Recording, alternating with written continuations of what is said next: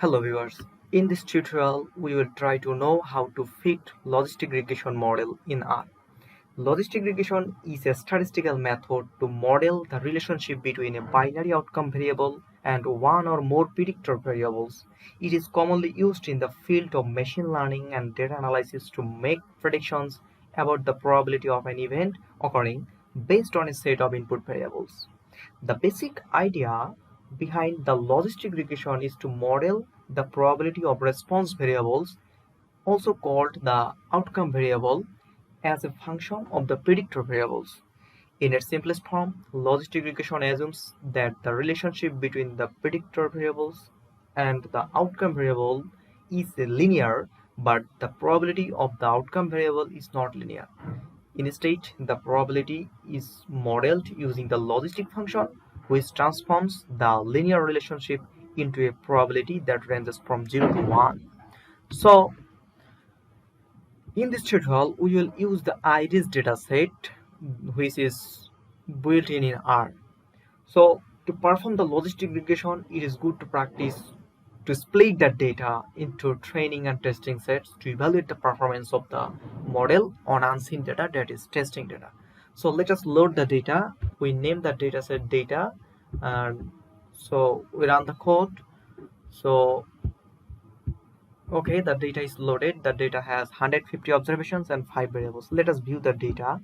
So run this code. So this is our data. We have 5 variables: sepal length, sepal weight, fetal length, fetal weight, and species. So we are considering the species variable as our outcome variable, which has 3 categories, but we are going to fit the logistic regression, which is binary in nature. So we have to first create a binary outcome variable to set the category of the variable into category. So we first create a binary outcome variable named response based on whether the species, it means our response variable, is equal to versicolor or not. So let us use the if else function. So we name the dataset data and we want to contain our response variable in our dataset named data. So we write data $response and use the if else statement and write our name is data $species and write it versicolor. If is versicolor then 1, otherwise it's 0. So run this code. Okay, the variable has been created. Now if we want to see it again, so then again run this code. So view data. Okay, our response variable is created 0 1 0 1. Okay, so our response variable is created. So now we will go to the next step. We then split our data set into training and testing using the create data partition function from the caret package. So if you don't have the caret package, you can install it from the tools, then go to install package and write the name of the package, or simply you can write the command install.packages then the package name. So now we will load the library, so we run it. Okay, the package is loaded required. Okay, then we will split the data into training and testing. So we write the probability p is 0.07 and least false. So we want 70% of the data as our training dataset and remaining 30 is as testing dataset. So write the command. Okay, the data is splitted. Now define the training and testing datasets using the command. So we run this code. Okay, so our training and test datasets has been splitted. Now it shows that our training dataset contains 105 observations of 6 variable and testing dataset contains 45 observations of 6 variables. So We have split our dataset. Now we fit a logistic regression model using the GLM function, where binary outcome is the response variable and the sepal weight, petal weight are the predictor variables. We specify the training set as our data in the data argument and set the family binomial. Since logistic regression follows binomial distribution, so we write it family is equal to binomial. So let's fit a model. So run it. Okay, the model is fitted. So let us check the summary of the model. We write summary, then model. Okay, run it. So this is the summary of the model. The summary shows that the deviance residuals or summary statistics of the residuals, that is minimum, first quartile, median, third quartile, and maximum. So these are the coefficients from the regression. So this is y-intercept, this is slope of the regression model. So this is beta 1, beta 2, beta 3, beta 4 as sepal length, sepal weight, petal length, petal weight, and these are the estimated coefficients. These are the standard error, this is z value and probability value. So in logistic regression, the odds ratio is a measure of the effect of a predictor variable on the outcome variable. It represents the multiplicative changes in the odds of outcome variable associated with a 1 unit increase in the predictor variable holding all variable. It depends on the direction of the association between the predictor variable and the outcome variable. If the odds ratio is greater than 1, it indicates a positive association, meaning that an increase in the predictor variable is associated with an increase in the odds of the outcome variable.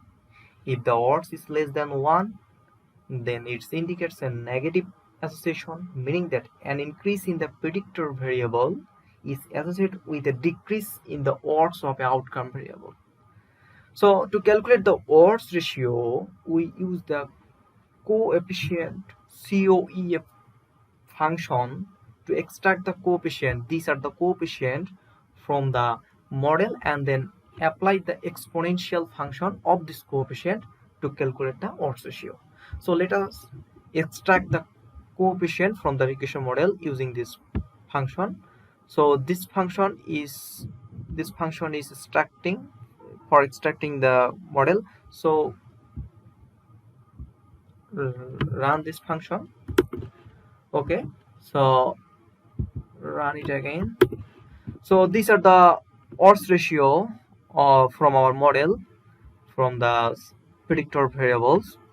So here we can see that the odds ratio of sepal length, sepal weight is below 1. It indicates that these are negatively associated with the outcome variable, as we have explained the interpretation of odds ratio. So the petal length, its odds ratio is 7.37988413. So this is greater than 1. So it is positively associated with the outcome variable, that is response variable. So as we said that if the odds ratio is greater than 1, it indicates it's a positive association. It means 1 unit increase in petal length, there is an increase in the response variable. It means species. Make prediction for the testing set using the predict function. We pass the testing set as a new data argument and set the type response to get the predicted probabilities of the outcome. So run this code. Okay, so let us see the predicted probabilities. So run this code.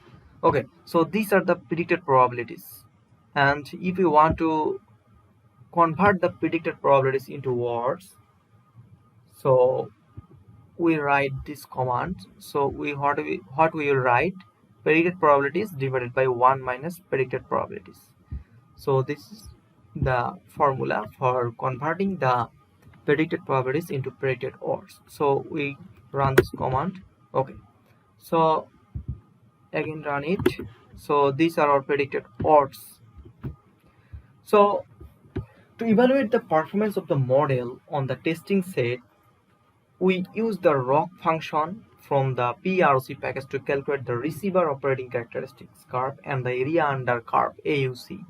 The AUC is a measure of the model's ability to distinguish between two classes, with the value of 0.5 indicating random guessing and a value 1 indicating perfect classifications, since we are doing classification task here.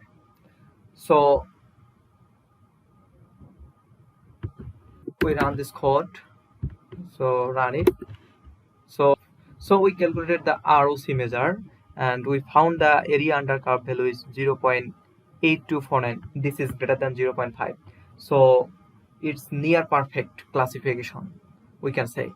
So let us plot the ROC curve. Then we write plot, then simply copy the code and paste here. Okay, then run it.